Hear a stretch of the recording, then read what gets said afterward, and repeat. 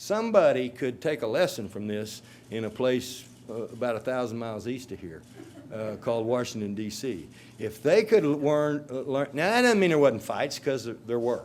That doesn't mean there weren't disagreements, because, you know, that's what the process is all about. Of course there are disagreements. But with a few exceptions, and we had a couple people pop off that didn't know what they were talking about or said stuff the wrong way, but almost to a person, they kept even their disagreements with some degree of civility in a fashion that you could be proud of. Did I get everything I want to answer your question? Of course not. There were bills that were passed that I vetoed that I thought should not have been passed, but that's part of the process. Nobody gets their way all the time.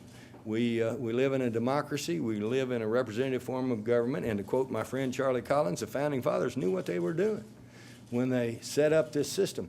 As flawed as it sometimes appears, it's still the greatest form of self-government ever invented on this planet. And ultimately, our boss happens to be the people. Now, I said I wasn't going to make a speech. I've ended up making one.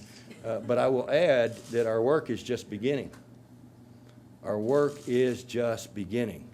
There are a lot of I-dotting, T-crossing, and follow-ups that have to occur, not just on the private option, not just on providing coverage for our people, but on a number of different things that have to be followed up on.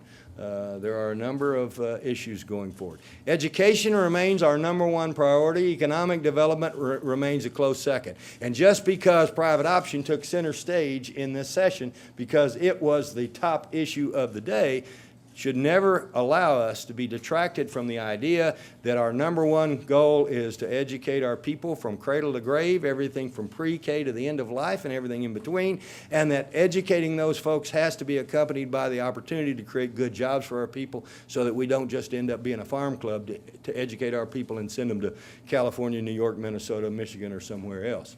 So those cornerstones remain the cornerstones of what this administration's about and what I believe is the best public policy for our state.